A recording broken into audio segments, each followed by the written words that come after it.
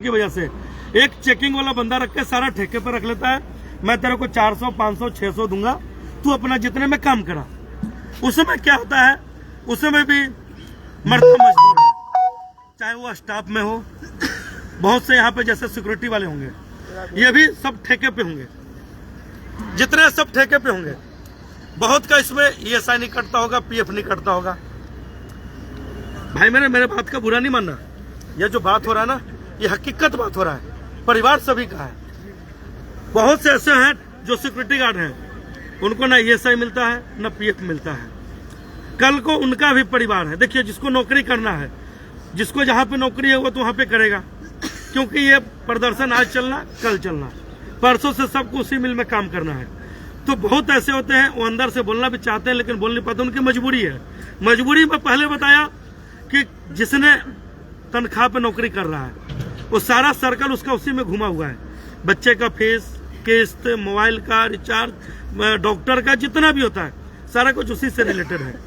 तो मेरा इसके लिए किसी से नहीं, सिर्फ लेबर डिपार्टमेंट, ESI डिपार्टमेंट और PF से एक अपील है कि ऐसे कंपनी के ऊपर कार्रवाई हो, और जो 2 नंबर में ESI नंबर लेकर रखे हैं उसके ऊपर सख्त से सख्त कार्रवाई हो और उसको सजा मिले।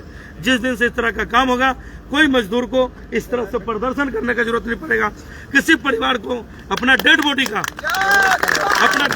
संस्कार करने के लिए 5,000, 10,000 के लिए गेट पर नहीं आना पड़ेगा। अभी आप किसी कंपनी गेट पर चल जाओ जिसका कोई नहीं होता है, कंपनी वाला या जो गेट पर HOD होता है या मैनेजर होता है, वो बोलता 5-10 हजार ले जाके संस्कार कर ले। उनको शर्म आना चाहिए। क्या वो परिवार भीख मांगने आ रहा है 5,000?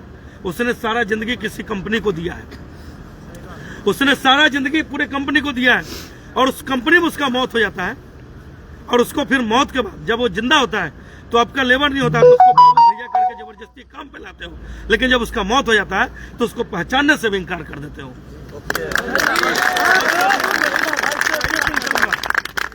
आप लोग जहां काम करो ईमानदारी से करो, लेकिन जहां पे मजदूर भाई का बात आए, चाहे किसी भी जाति से हो, किसी भी बिरादरी से हो, किसी भी धर्म से हो, किसी भी राज्य से हो, वहां पे सब मजदूर एकत्रित इस तरह से हो जाओ तो कभी किसी मजदूर को धक्का खाना नहीं पड़ेगा। लेकिन हम बढ़ जाते हैं कि मैं फोरमैन का आदमी हूं, मैं ठेकेदार का आदमी हूं, मैं गेट वाले का आदमी हूं, मैं GM का आदमी हूं। हम बट जाते हैं। हमारा जो अधिकार, हम नौकरी किस लिए करते हैं? इसीलिए करते हैं।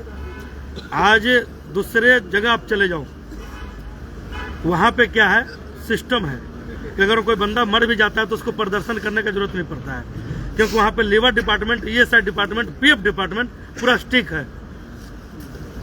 स्टिक क्यों है? क्योंकि वहां का जो सरकार है, वहां के जो कंपनी वाले हैं, वो चाहते पूरा कंपनसेशन मिले। वहां के जो मजदूर हैं, वो मजदूर में एकजुटता है। लेकिन यहाँ का जो हाल है, हमारे मजदूर लोग को गाय भैंस की तरह काम कराया जाता है, गधा की तरह काम कराया जाता है।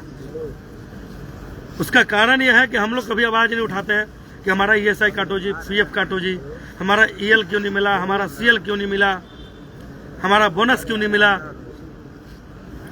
हमारा ग्रेजुएटी क्यों नहीं मिला। बहुत को पता ही नहीं होगा। 5 साल बाद मजदूर को ग्रेजुएटी मिलता है। जितना आपका 1 साल का महीने के हिसाब से तनख्वाह होता है, उतना 5 साल बाद पूरा जोड़ के कंपनी देता है। लेकिन यहाँ कंपनी कोई किसी को कुछ नहीं देता है, क्योंकि हम लोग बढ़ चुके हैं। हम लोग सिर्फ हंगामा करना जानते हैं, अपना अधिकार के लिए लड़ना नहीं जानते हैं। हंगामा करना हल नहीं है हमारा। हमारा जो हल है वो अधिकार लेना हल है। जैसे अभी कोई मौसी का लड़का बन गया, कोई फूफा का लड़का बन गया, कोई चाचा का,